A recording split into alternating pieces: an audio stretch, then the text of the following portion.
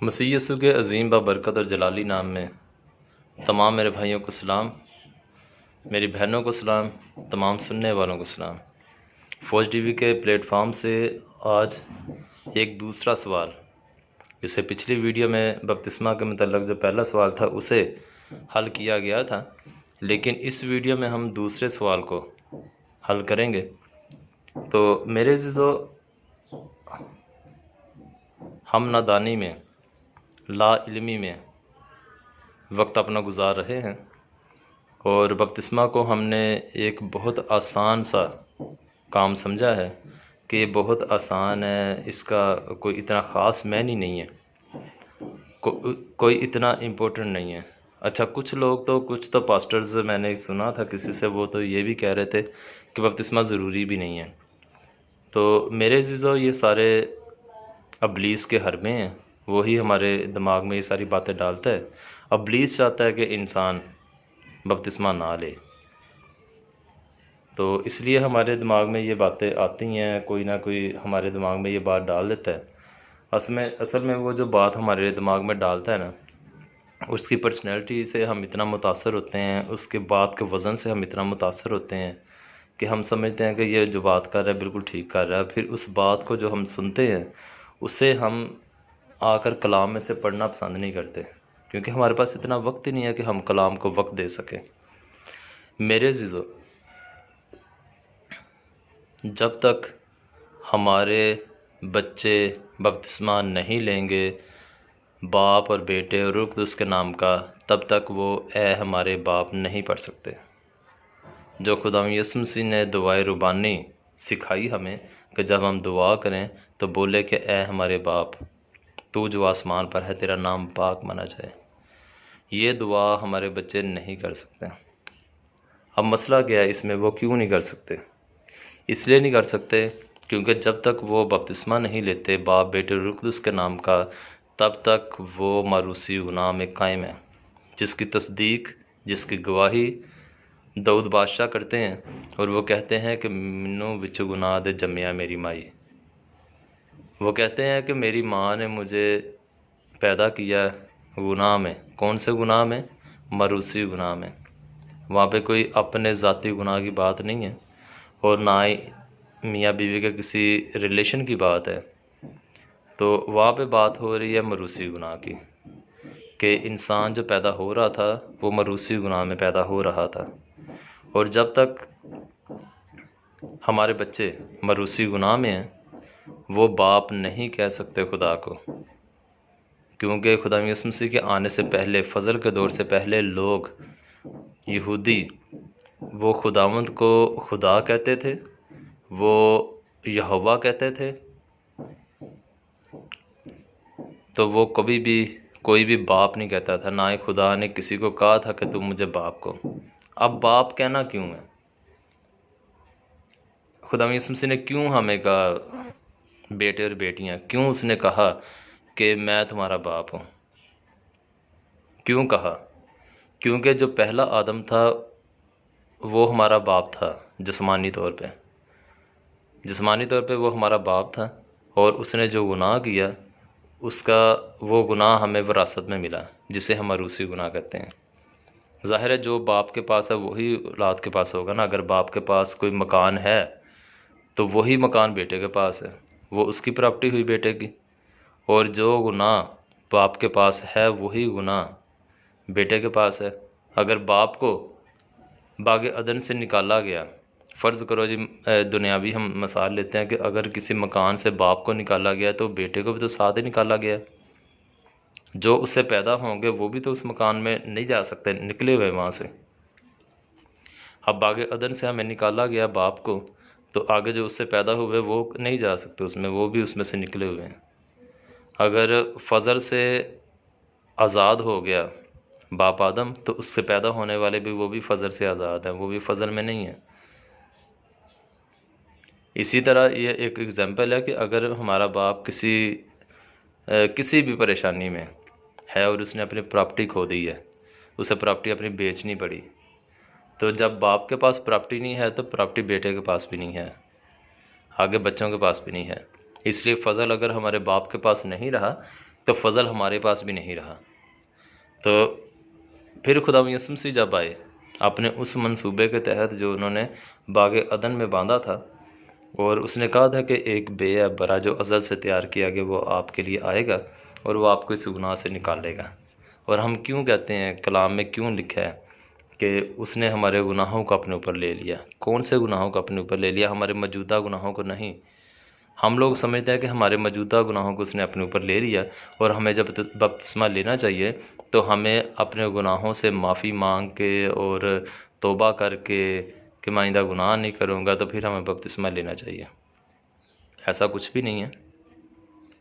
हमारा मरूसी गुनाह खुदा ने दूर किया हमसे, और जब हम बपतिस्मा लेते हैं तो हम बाप और बेटे रूह कुदस के पर ईमान रख के कि हमारा इस पे ईमान है, तो ये पाक तसलीस को हम मानते हैं, तो हम बपतिस्मा लेते हैं।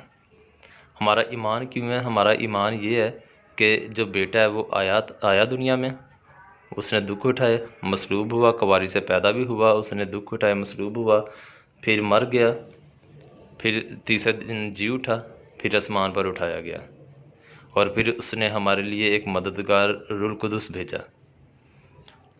अब इन बातों पर हमारा ईमान है, और उसे भेजने वाले बेटे को भेजने वाला बाप है।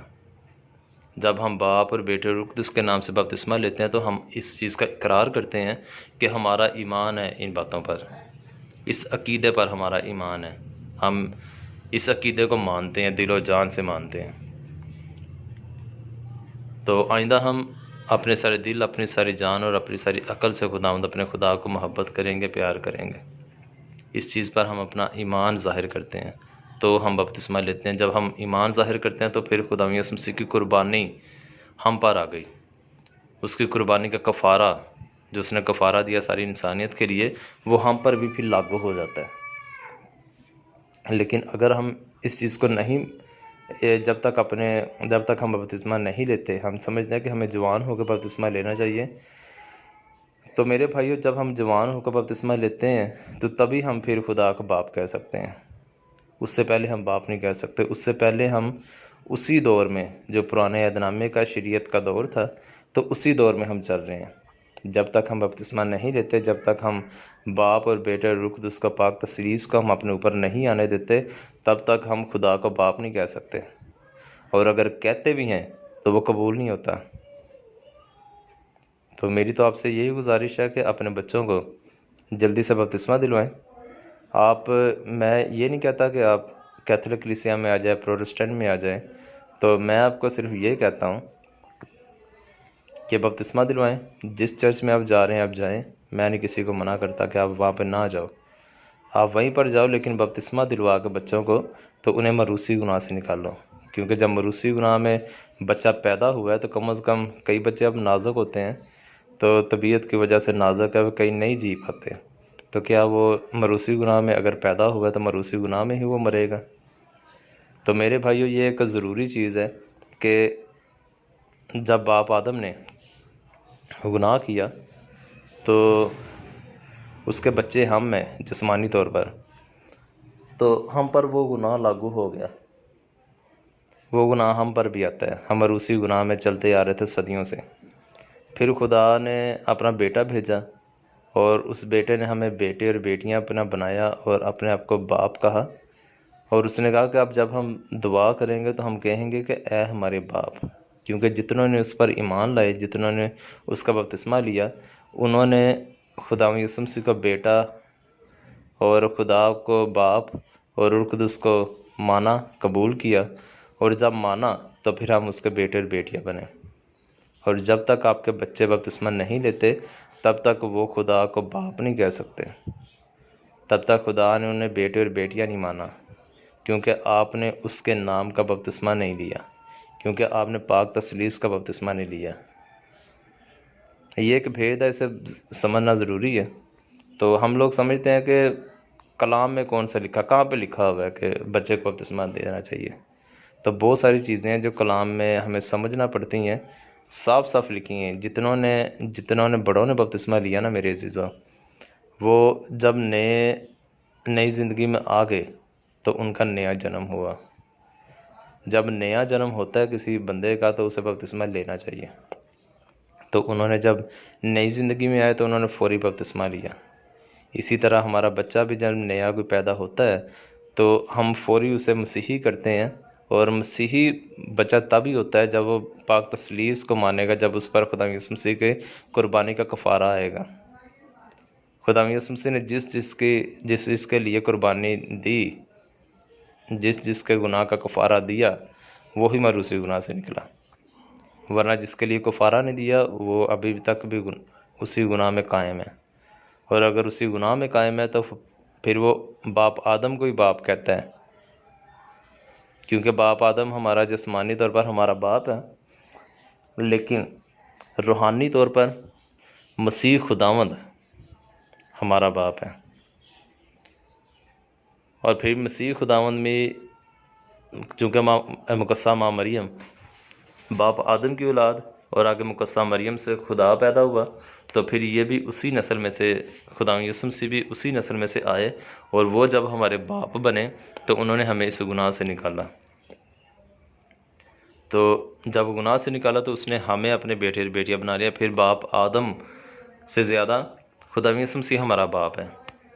रूहानी तौर पर हम रूहानी लोग हैं और खुदा यीशु मसीह हमारा रूहानी बाप है। और जब वो हमारा बाप है तो फिर जो कुछ उसे विरासत में मिलता है वही हमें विरासत में मिलता है। उसे विरासत में ज़िंदगी मिली तो हमें भी विरासत में ज़िंदगी मिली। बाप आदम ने विरासत में मौत हासिल की, गुनाह की मजदूरी मौत है, मौत हासिल की तो हमें भी मौत मिली। तो खुदा ने हमें अपने बेटे और बेटियां बनाया ताकि सब ज़िंदगी पाएँ और हमेशा की ज़िंदगी पाए और मौत से आज़ाद हो जाए। और अबलीस का वह मंसूबा फिर उन पर कायम नहीं रहता। इसलिए हम गलत करते हैं जब हम कहते हैं कि हम बाप और बेटे रूह कुदस का बपतिस्मा ना लें और अपने बच्चों को ए हमारे बाप पढ़ाएं। इसलिए ये इस चीज़ को ज़रा गौर करें, समझें कि कलाम हमें क्या कहता है। किसी बंदे के पीछे ना लगें, खुद कलाम को पढ़ें, दुआ करें, खुदा से मदद मांगे कि खुदा तो मेरे जहन को खोल और मुझे बता कि इसकी असलियत क्या है, मुझ पर यह भेद ज़ाहिर कर। और कलाम को पढ़ें और आपको खुद समझ आएगी कि कलाम हमसे क्या कह रहा है और हम किस चीज़ पे चल रहे हैं। खुदावंद आपके साथ हो। एक छोटा सा मैसेज दूंगा कि हमेशा आपकी ज़ात पाक से किसी इंसान को कोई नुकसान ना पहुंचे, आपके मुल्क को नुकसान ना पहुंचे, आपके ख़ानदान को नुकसान ना पहुंचे। हमेशा आप सबके लिए फ़ायदे का ज़रिया बने, हमेशा आपकी ज़ात से सबको फ़ायदा पहुंचे। खुदावंद आपके साथ हो। जय मसीह दी।